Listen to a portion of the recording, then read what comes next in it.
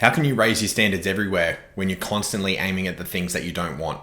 That's what we talk about in this episode of the R.Y.S.E Movement Podcast. Welcome to the R.Y.S.E Movement Podcast, a place where men just like you learn to raise your standards everywhere. Welcome to another episode of the R.Y.S.E Movement Podcast. I'm Dave, and today we're talking all about how to change your focus from aiming at the things that you don't want, that you're intimately aware of the things that you don't actually want to happen, versus aiming at the things that you want, raising your standards everywhere towards your North Star, towards your goals, towards things that you actually want. So I've had a couple of coaching sessions over the last week that have a theme.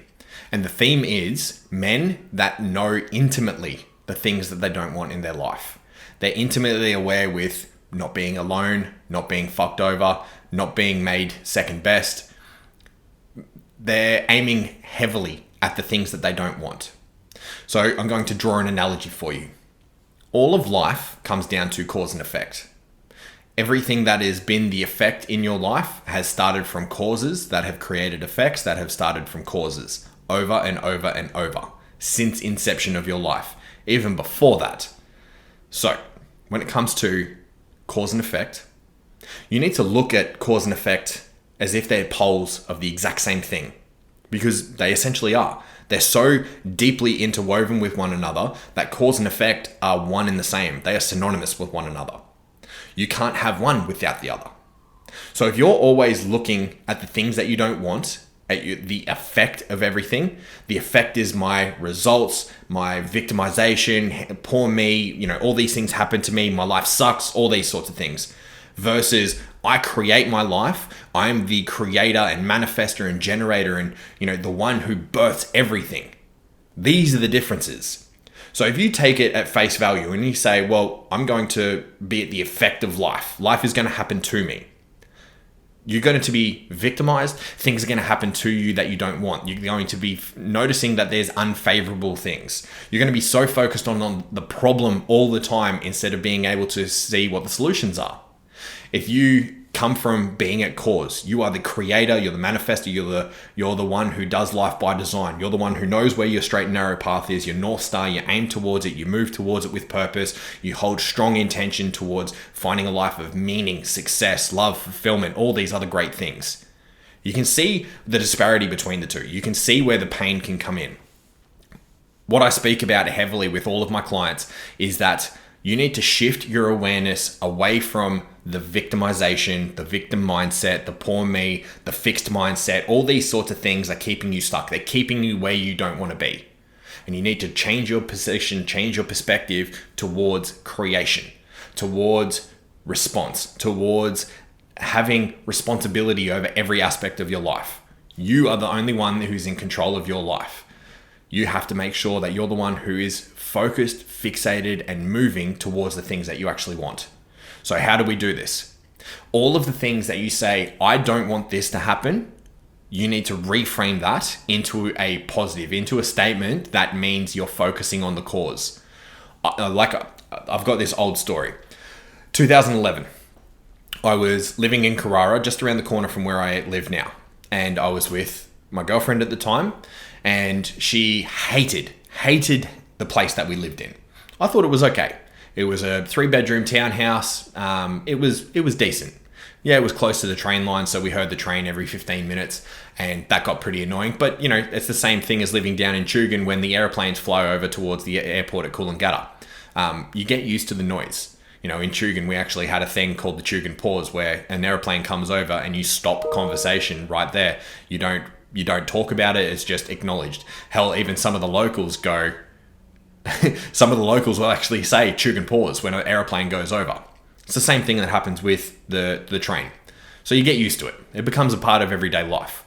And so she got the shits with it. So then she's like, we're moving. At this point, I was 8 weeks out from a bodybuilding show in 2011. I was on low carbs because I didn't know how to diet, low fat, doing 2 hours of cardio a day, slaving my ass off, just like banging my head against the wall, not knowing what I'm doing. I was also running my McDonald's store as store manager, and lots of other things were going on too. Of the belief system that I had back then, which was happy wife, happy life, I So I relented. Basically, I said, okay, we'll move. I don't want to, because by the time that our lease is up, I'll be 3 weeks out from the show. I'll be depleting. I'll be tired and, cranky and all the rest of the things. But sure, happy wife, happy life. Let's do it. So we did. She found places. She found places that were in Labrador, or as it's also known as Stabrador, and Southport, which is also known as Scumport. So she found a place. We moved into the place in Southport. But I remember saying distinctly, I had a R33 Skyline GTST. It was the pride of my life. I was so happy with it. I honestly planned to put that into a shed and just, keep it for the rest of my life, because I fell in love with that car so much. I remember saying distinctly, I don't want to move to Southport because my car will get stolen. We moved in early June. The bodybuilding show was the 9th of June. Then 2 weeks later, on the 24th, my car got stolen. And I remember this, like the pit of my stomach dropping, going, holy shit, how did this happen? How did I create this? Like that's the first thing that came to my mind. I said, I don't want to move to Southport because my car got stolen. And it happened. I created this. I manifested it. And I felt so much pity, so much sorrow.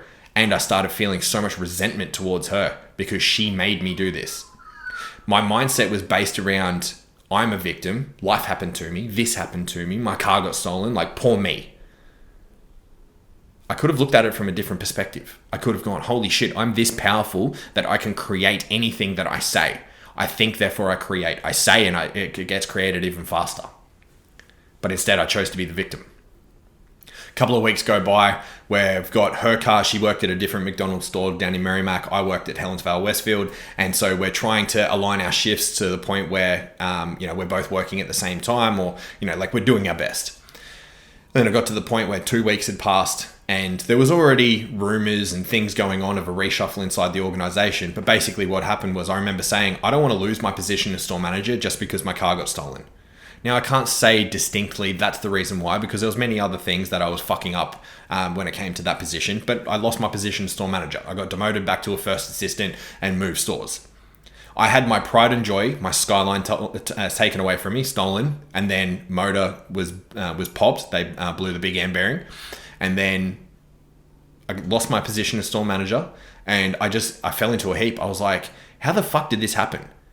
How did I create this? From now on, I'm going to do whatever the hell I want. Fuck everyone else. I'm going to think the way that I want to think. I'm going to do what I want to do, and I'm not putting anyone else before me. And then that changed when I got together with my ex, with my oldest daughter. Anyway. So because of those things, I recognized, well, I'm going to do this. And that's where I literally 2 weeks after I got demoted, I went and signed up for my PT certifications at HPC.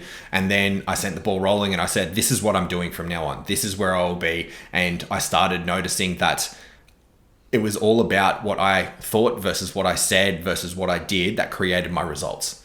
And I started putting effort and energy towards the things that I want, instead of performance markers for other people, instead of being a victim, instead of thinking poor me, instead of thinking like, oh my God, this always happens to me, and then creating more and more of those results happening to me, more victim, more, all these sorts of things.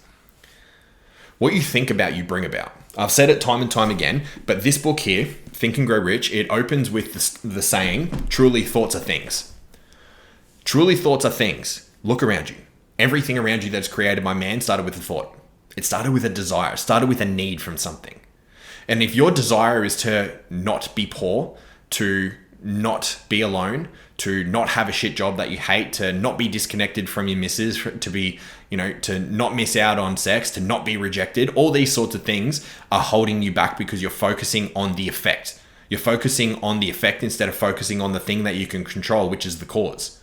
You are the one who has the ability to create and move and change and transform. All starts with your thoughts. Thoughts are things. So instead of saying things like, I don't want this shit job anymore, it's like, okay, I want a job where I'm paid well, where I work X amount of hours, where I do these shifts, where I have great relationships with my coworkers, I have a great relationship with an actual leader, and I am worthy. I feel worthy at work. I don't feel like I'm just another subordinate. I don't feel like I'm just a number that can be replaced tomorrow. When you start focusing on the things that you absolutely want, it's like, here's the criteria. This is the standard that I'm settling for. This is what I want. And then you can build above that. If you say, I don't want this job, I don't want this job, I don't want a shitty boss, I don't want, to be underdeserved, and I don't want to feel resentment, you're focusing on the outcome that is determining what you're going to get over and over and over. This is what a lot of men are built for, especially in Australia. We have this massive victim culture. We got this massive, she'll be right, piece of cake. Well, I don't want this, and I'll shoot for Hail Marys where I'll go gamble or I'll win lotto, and these things are going to be the ones that change my life. No, they're not going to change shit. The only thing that can change you is you. You have to change your thinking, change your mindset, start focusing on the things that you want. Aim towards a worthy North Star. Aim towards something that has purpose and meaning for you. Aim towards becoming the biggest and best version of you possible so that you can have the life that you want to have, so that you're having the experience that is up to your standards. If things around you are shit right now, and for a lot of people around the world, yeah, it's fucking terrible, but you can do something about it. There is always money to be made, even in economic downturns. There's always love to be had, even after divorce. There's always greatness to be experienced after heartache. If you focus on all the shit, you're going to get more shit. If you focus on the great, you're going to get more great. It's about aligning your mindset with something that is empowering, something that is purposeful, something that has so much inspiration inside of you that it is birthed from within you and you create it into the outside world. You are the cause that creates the effects. I'll say that time and time again. You have to change your mindset. So your mindset is limiting you. Your mindset is the thing that is holding you back. If you're focused on all of the things that are going wrong, you're going to get more of the things that are going wrong. If things aren't great, and I know for a lot of you guys out there, it's not great.